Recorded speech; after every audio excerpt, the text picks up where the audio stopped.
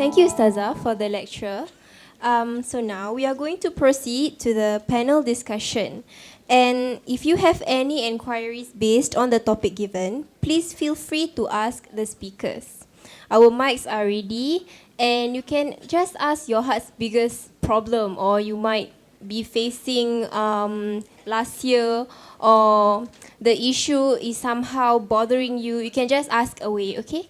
So take this chance to ask our fellow asatizas. Just now, right? I think there's got mentioned about the difficulty moment of Aisyah and also the other one, right? So, right, can be said that that is also like one type of ujian, right? That he's facing. He said because if he got no faith, right? I think he want to do something that a non-Muslim do lah. Yeah. So is it true that that one is the sabar is at the peak level already, or he have to tahan the test? Okay. Sahana Irwan? Yes. Yeah, as in you asking if that is an ujian. Answer is yes. If that means her sabar is really at the peak, right? Yes. She's the epitome of patience and sabarness. So, double yes. Okay. Anyone else? Question? You yang kena lari ke? I don't think so. I think there's someone else to, yeah, you should see here. And I think there's a mic there. So you see a standing mic in front. So if you want to ask, come on. We've been sitting for some time, kan? So maybe we can say Ustazah Nisa. Okay. Assalamualaikum. Thank you for your presentation, Ustazah Liana and Ustazah Hana. My question is one for each Ustazah. Okay, for Ustazah Liana, given the context of how Islam is being taught within a patriarchal society in Singapore, how do we as Muslimah aspire to the six traits that you have mentioned? And in relation to my first question for Ustazah Hana, so I acknowledge that we are living in a patriarchal society. So given what you have shared, Sayyidina Aisyah had support from various people like her father and also her co-wives. So then what are your thoughts about some of the Muslimas who do not receive support from her family or her relatives? Yeah, thank you. Okay, thank you so much, sister. Can I get your name, please, dear? My name is Shira. Shira, nice to meet you. Everybody give Shira a round of applause for courage. That's one of the traits, to have the courage to stand forward. And our sister, the first sister just now, give her a round of applause. Dah kena sound dengan Ustazah Hana. Anyway, okay, thank you Shira for your question. Throughout my, how do I say this, 6 years of being a religious teacher, the most common question that I would get from married women, for example, is, Ustazah, how do I stand up for my rights without being rude to my husband? And they come to this kind of talks, they know that women have rights. Islam really makes sure to protect the statuses of women, and women in our religion is no way near oppression or being, pressed to following a certain rules, So actually there is, for Shira, that was one of the most popular questions I always get. Saza, my husband is a certain form of kind. He told me I cannot do this, he told me I cannot do that. If not husbands, it's usually fathers. So it's like, why are women having to resort to listening, obeying their husbands and also fathers? But my answers, I'm really still trying to really, when I hear that questions, I get very angry. Because it just shows how much pain that the woman is going through. Because they reach out to me, they say that they want to attend my kind of talks, but their husbands say you cannot go out because a place of a woman is at home, for example.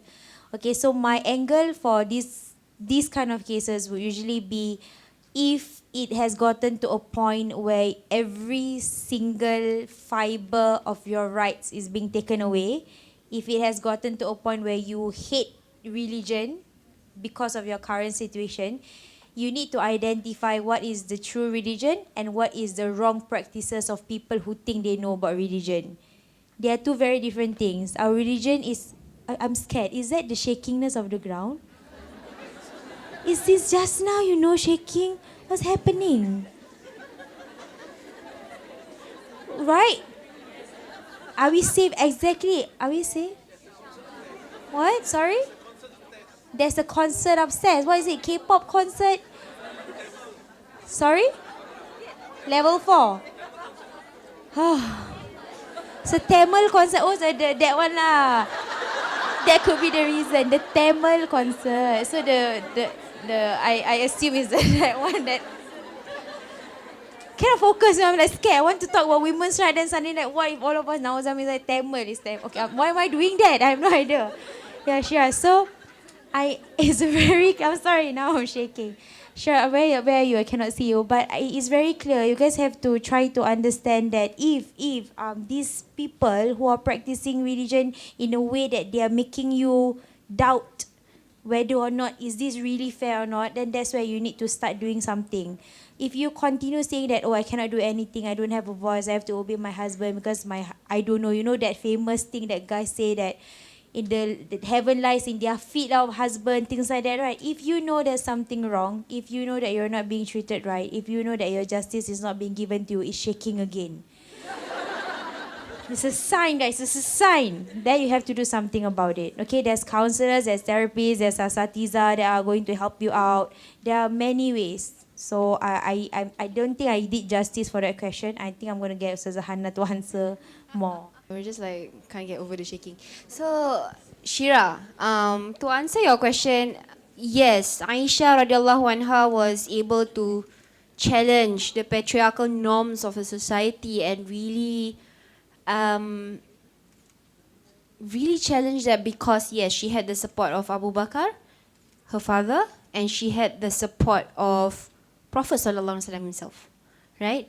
And I do understand that sometimes in our day and age, when women or even anyone who want to challenge anything that has been seen as this is what ustads belajar from 10 years ago, for example. So there's no changing it. Don't question, right?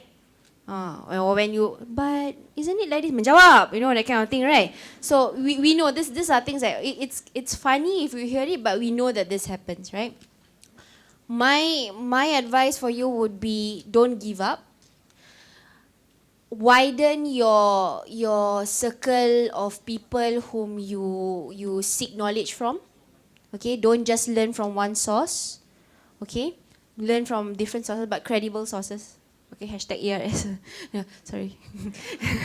So, but learn from credible sources, but widen your circle of people whom you learn from, so that we don't also encourage this ta'asubness. You know what's ta'asub? Macam obsession and blindly following the teaching of one person, even if it means that it's wrong. Because sometimes if we only follow this person from the start till the end, we won't know that there are actually other opinions out there, right? And whenever someone says, hey, no, you are wrong, actually he is not, she is not, you yang tak tahu. Okay, just because you don't know about something doesn't mean that it's wrong. Okay, so that's one. Seek support, seek apa nama dia tadi? Knowledge from different sources, and seek support.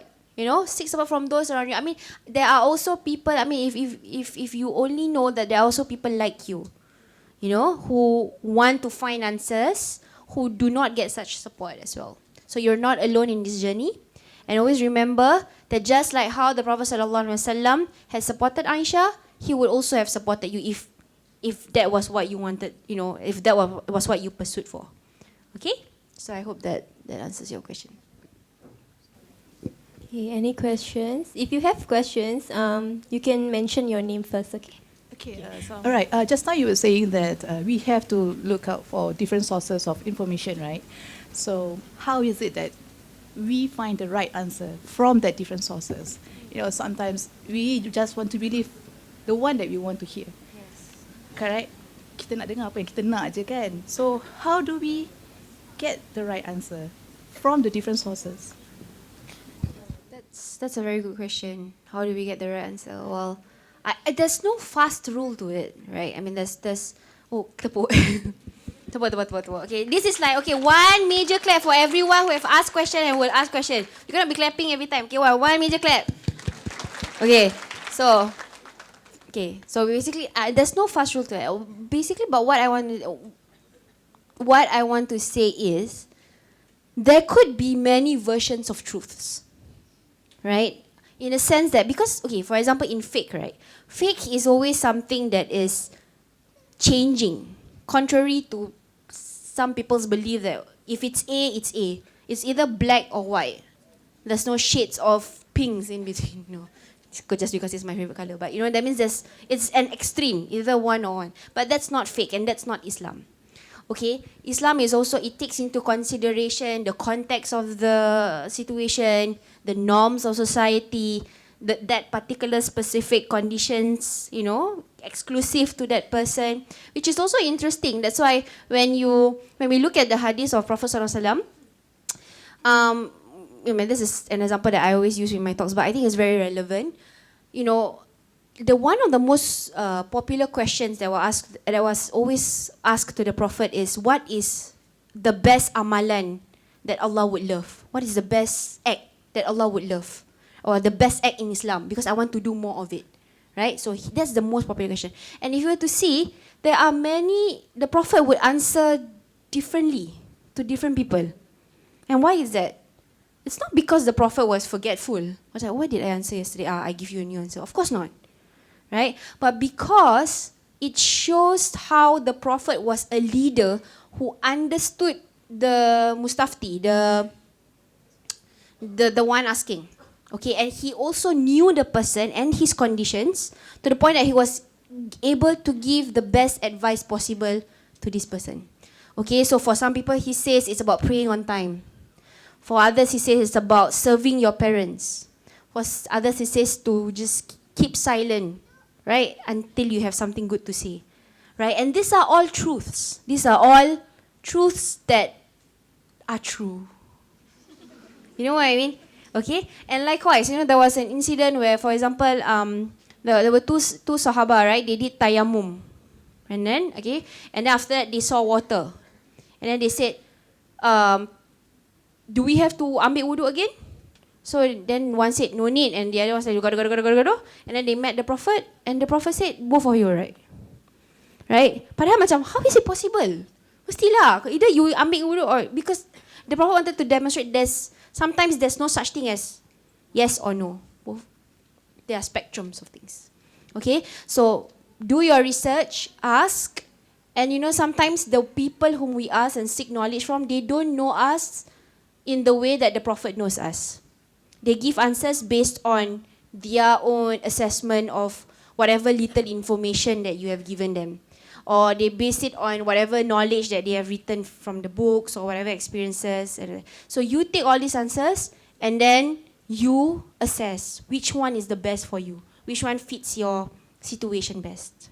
Okay, because you know yourself best. And then pray that Allah gives you guidance, and inshallah that is the answer for you.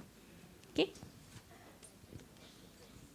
I agree. Excellent question actually to our sister just now. Actually, you are in a position where you're looking for answers, and then you ask all these different asatiza, and then they come back with very, very different versions of answers. So you get even more confused. You want answers, but when you ask different people, Ustazah Hana said A, Ustazah Liana said B, Ustazah Unaisa said C, so you become even more confused, correct? So I agree with what Ustazah Hana said about looking at the context. Different answers is for different contexts. But if you are able to, for example, this bottle of water, from my angle, it was shaking. My point of view, it was shaking. From Ustazah Hana's angle, it was half full. From our sister's angle here, it was half drank. From your angle, it could be, it's almost finished because it was from that other side of the room.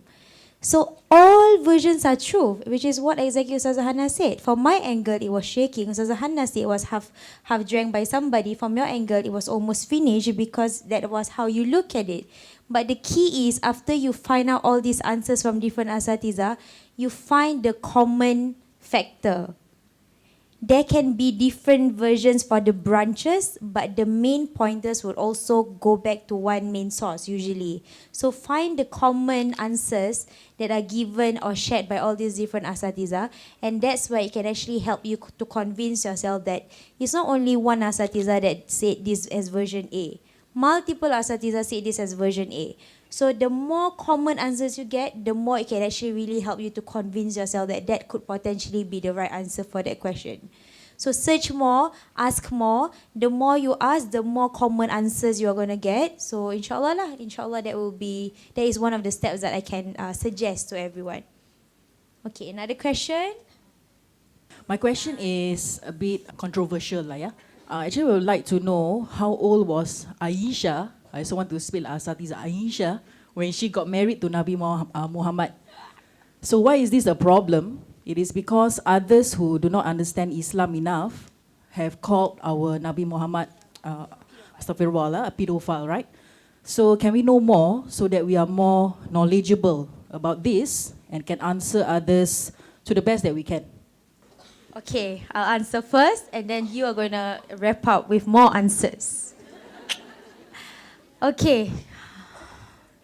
We actually discussed about this question because we know every time we talk about Sayyidah Aisyah radiallahu anha, this is one of the questions that was being asked.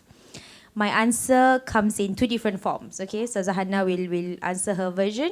My answer would be number one, the age of maturity for women or for girls back then is very, very different from the age of maturity for women now. When I asked my great-grandmother at what age was she married, she said she was married at the age of 17. Here I am thinking that, Nyang, that is abuse. 17, your father forced you to marry. She said it was amongst the later year for anak dara or for virgins to get married at that time. 17. And if you look at narrations, there were quite a few narrations. Some say that she was engaged first with Sayyidina Muhammad SAW, but was only married or pernikahan when she gotten her period. There were a few versions here and there. Some say it was during the age of 15, but eventually at the age of 17, the walima takes place. There were a few different versions. But my answer would be, the maturity of women back then is very different from the maturity of women right now. The age was suitable back then to marry at such a young age. The age was not suitable, is not suitable for us right now to marry a certain age. Which goes to my second answer. My second answer is, I was reading quite a number of articles or quite a number of books about people condemning our Prophet ﷺ for marrying a girl. That was what they described. He married a little girl who was basically still playing with dolls, who was basically still singing along with her friends, things like that. But there was not a single comment or harsh remarks back then when the Prophet was verbally abused by the people who didn't want to accept his message. They call him a sorcerer, they call him a magician, they call him someone who disrespect their forefathers' religion, but never once was the harsh comment was talking about how he's actually an abusive husband. Never once was he, condemned about how he was as a husband or how getting married to a child was a problem. If there was indeed a huge problem, the abuse or the attacks from people during that time would have been one that is related to his marriage with Sayyidah Aisyah. But nothing. It was talking about how he disrespect the forefathers' religion. It was talking about how he was crazy, but not a single enemy during that time that actually talked or mentioned about how he was married to a little young girl. Because back then, perhaps it wasn't a big issue. It was normal. That's why the enemies didn't use that fact against him. If it was really a huge problem, don't you think that the enemies would definitely take information and attack the Prophet for it? But they didn't. Not a single evidence. You know, when you listen to the stories, they call him crazy, they call him sorcerer, they call him magician, they call him everything.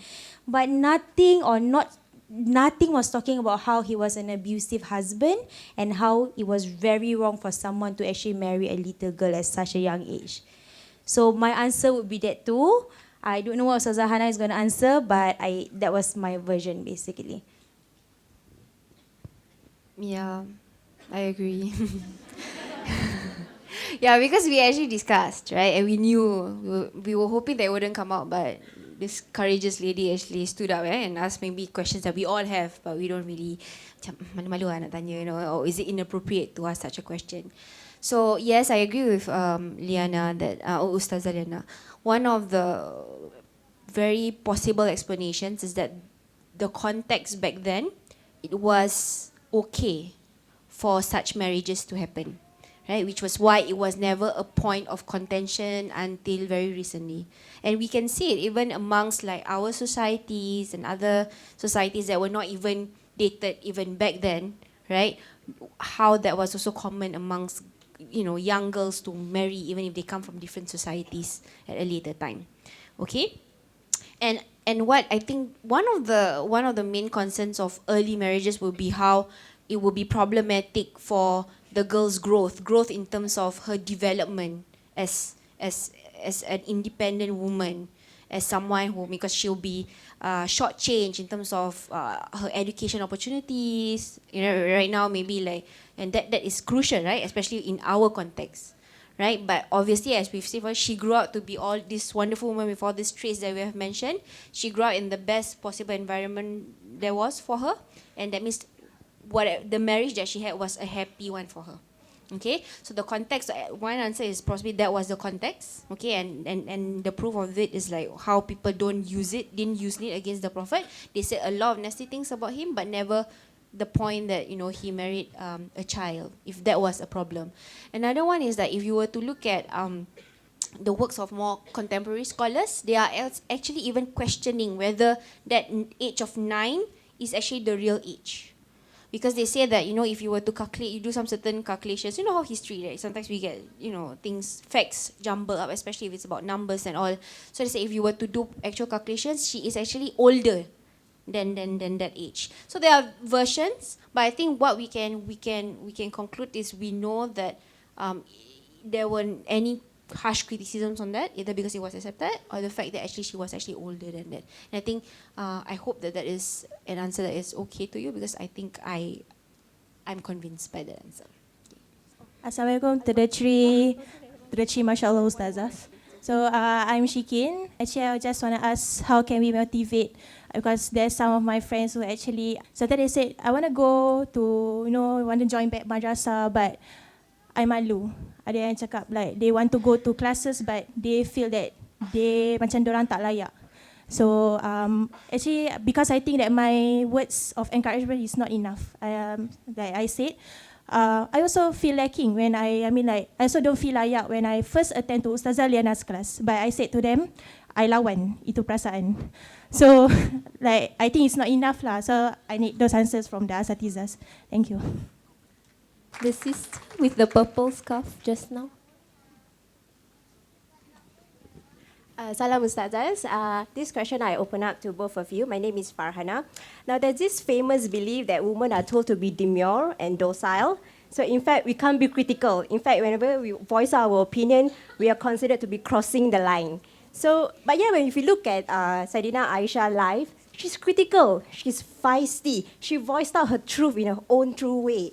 Now, so what can we do as a modern Muslimah, that if we are being stuck in this situation, that we're being told that we are being crossing the line, what can we do to replicate whatever that is portrayed by our dear mothers of believers, such that we are being told in a way that we do not want to cross the line against the religion, neither do we want to not being who we truly are. So what are your advices on this? Thank you. Okay, I'll be giving the first question to Ustazah Liana Musfira. Shikin has been one of my very, very active students since day one. So Shikin, thank you so much for continuing to be courageous, bold to attend these kind of events, my classes or Sahana classes, because when she came for the very first talk, she said that there are actually quite a few ladies who feel that they don't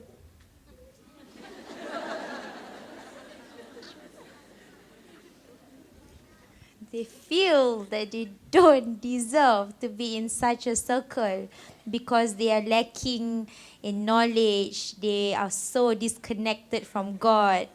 Who are they to be amongst those seated in a majlis ilm? So my answer would be, if you don't start somewhere, you'll never get to the process and you'll never eventually taste the beauty of having to attend such events. So there has to be a very strong support system. I believe you have a very strong best friend that keep pushing you. She will buy tickets behind your back. If you can do that for your friends, that will be great. So show them the great support system and show them that these kind of events are not selected for only those who pray 5 times a day, those who wear tudung. It's for everyone who wants to be connected to God. So the words that you use in terms of encouraging and motivating these women have to be very selective. You have to make them understand that religion is not selective or not biased towards people, but rather is welcoming to everyone.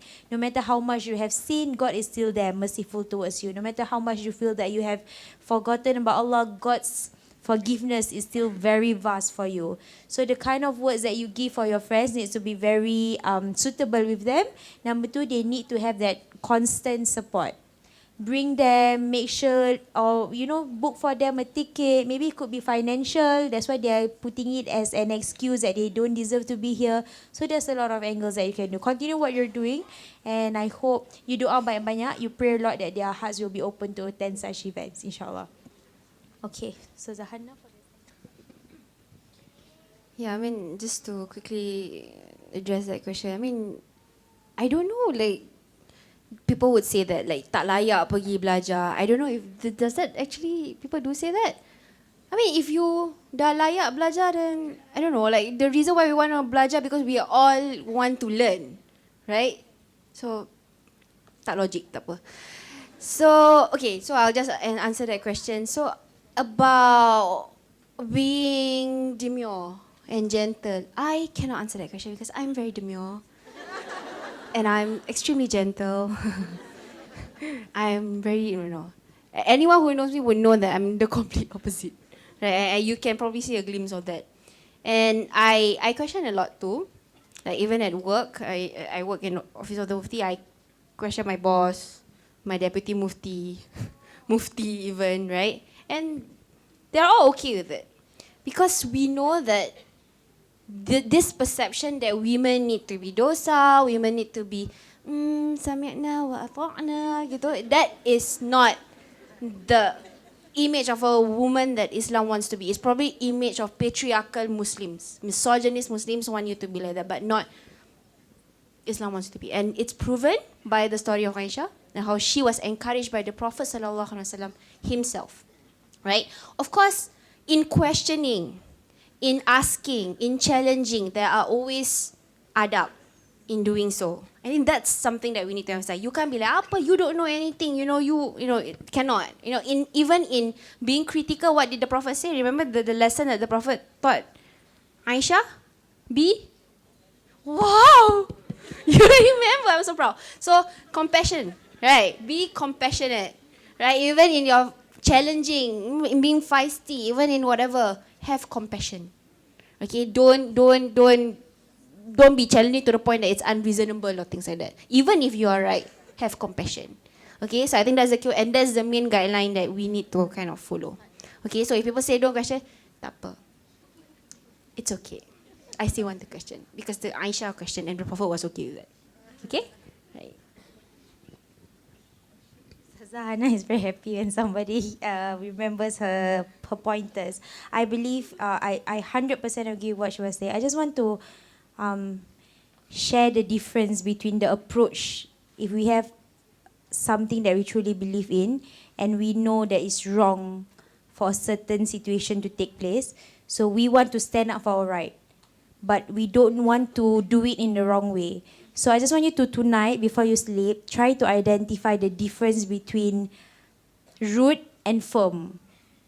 If you want to portray your message, you can either make it sound rude or you can either be firm with your message. And there's a difference between becoming fragile and delicate. We want to be firm, we want to be delicate, we don't want to be fragile. If someone breaks you and say that, are you sure you know about religion? And then you started crying, you become very fragile. But delicate is something that's positive. There's a difference between becoming arrogant and confidence. You don't want, when you portray your message and stand up for your right, you don't want to be arrogant. You don't want to say that I know what's right in my religion. You want to be confident about what you believe in your religion. So no to arrogance, no to being rude, no to being fragile, but rather say yes to being firm with what you believe in. Be very, what's the second word? Delicate, and also be confident. So your approach has to be very careful. Okay? So, yes. Okay, that's all for today. So, dear esteemed guests, we have come to the end of our session, and we hope you will leave today's event feeling enlightened.